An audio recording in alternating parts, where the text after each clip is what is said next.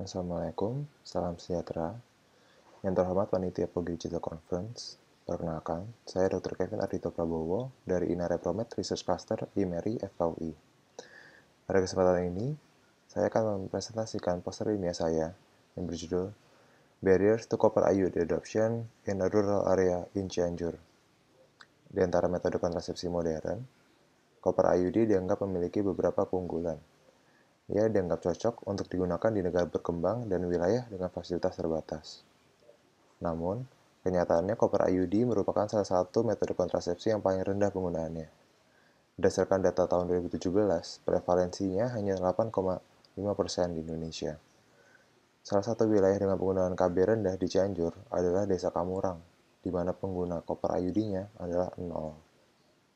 Maka dari itu, penelitian ini bertujuan untuk mengidentifikasi faktor penyebab rendahnya penggunaan copper IUD di wilayah pedesaan di Cianjur, khususnya di Desa Kamurang. Penelitian ini menggunakan desain mix method cross-seksional dan dilakukan pada bulan Januari hingga Maret 2019 di Desa Kamurang, Kabupaten Cianjur.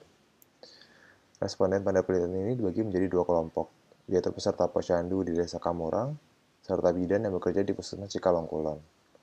Untuk peserta posyandu, dilakukan wawancara semi terstruktur yang dipandu kuesioner untuk mendapatkan data kuantitatif, serta wawancara mendalam untuk mendapatkan data kualitatif. Metode ini dipilih karena tingkat pendidikan masyarakat setempat yang relatif rendah. Untuk responden bidan, disebarkan kuesioner untuk mendapatkan data kuantitatif, serta fokus group discussion untuk mendapatkan data kualitatif. Data kuantitatif yang diperoleh kemudian ditabulasi dan dideskripsikan dalam bentuk frekuensi dan persentase. Sedangkan untuk data kualitatif, dari masing-masing wawancara dan FGD didapatkan hasil rekaman audio dan notulensi tertulis terkait poin-poin yang didapatkan. Rekaman kemudian dituliskan, dianalisis, dan dimasukkan ke dalam kategori-kategori poin pembicaraan. Masing-masing topik dan poin pembicaraan kemudian dilaporkan secara deskriptif dan dalam bentuk kutipan. Hasilnya, pada bagian pertama saya akan menjelaskan hasil data yang diperoleh dari responden peserta posyandu.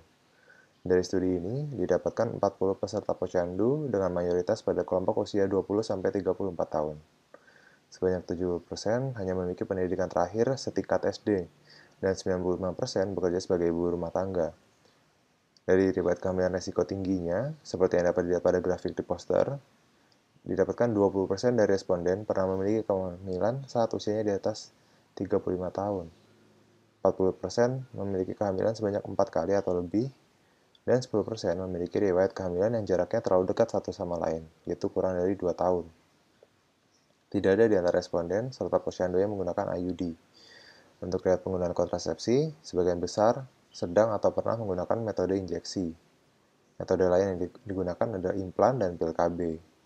Ketika ditanyakan mengenai pengetahuan tentang IUD, 70% menyatakan pernah mendengar atau mengetahui tentang IUD. Namun, dari peserta yang tahu tentang IUD, 22% masih menyatakan IUD diletakkan di vagina, bukan uterus. Sebanyak 43% responden menganggap IUD mencegah mereka haid. Dari wawancara mendalam, semua responden nampak memiliki persepsi negatif terhadap copper IUD. Salah satu isu yang paling banyak muncul adalah ketakutan terhadap efek samping. Satu responden menyatakan, takut terhadap efek samping jangka panjangnya, suntik 3 bulan saja sudah menyebabkan tidak haid. Kalau tidak haid 10 tahun, nanti penumpukan darah kotornya akan sangat banyak di dalam tubuh saya, kata responden A. Isu lain yang sering muncul selama wawancara adalah larangan dari suami. Salah satu responden berkata, suami saya melarang saya untuk menggunakan IUD, karena kata temannya, benangnya akan membuatnya sakit ketika berhubungan seksual. Nah, ketakutan terkait hubungan seksual ini nampaknya banyak tersebar di penduduk tersebut. Jawaban ini banyak muncul di antara responden pada penelitian ini. Nah, selanjutnya juga akan saya paparkan hasil observasi dari data responden bidan, di mana sebanyak 26 bidan yang bekerja di Puskesmas Cikalongkulon, yaitu puskesmas yang menaungi Desa Kamurang, direkrut sebagai responden. Untuk riwayat kehamilan resiko tinggi tidak ditemukan pada responden bidan. Jumlah kehamilan paling banyak di antara bidan adalah 3 kehamilan pada 8% bidan. Pada responden bidan, copper IUD merupakan metode kontrasepsi yang paling banyak digunakan, oleh sebanyak 46% bidan menggunakannya. Diikuti injeksi dan KB mantap oleh 1 orang bidan. Sisanya belum pernah menggunakan kontrasepsi karena masih menginginkan kehamilan atau memang belum menikah. Terkait pengetahuan tentang IUD, 73% mengetahui kapan resiko terbesar terjadinya infeksi, 50% tahu apakah antibiotik evaluasi tidak diperlukan, dan seluruh bidan mengetahui durasi kerja IUD. Namun, hanya 15% atau 4 bidan yang menyediakan pelayanan koper IUD di tempat praktik bidan mandirinya. Alasannya, 23% menjawab karena tidak ada akseptor yang berminat di wilayahnya. 15% menjawab mereka menyarankan pasien untuk Safari KB saja, yaitu program pemasangan kontrasepsi jangka panjang gratis di puskesmas yang diadakan 1 bulan sekali. Sedangkan sisanya menjawab karena mereka belum mendapatkan pelatihan atau tidak memiliki peralatannya. Namun, sebanyak 92% mengaku bahwa mereka sudah rutin memberikan konseling dan merekomendasikan penggunaan IUD. Menurut responden bidan, pendidikan masyarakat setempat yang rendah menyebabkan sulitnya penerimaan IUD. Salah satu kutipan yang tertulis di poster, pendidikan rendah menyebabkan masyarakat mudah percaya mitos, dan sekali mitos tertanam, maka sulit untuk meyakinkan sebaliknya. Selain itu, karena masyarakat yang tradisional, peran suami sangat dominan dalam keluarga. Semua keputusan diambil oleh suami.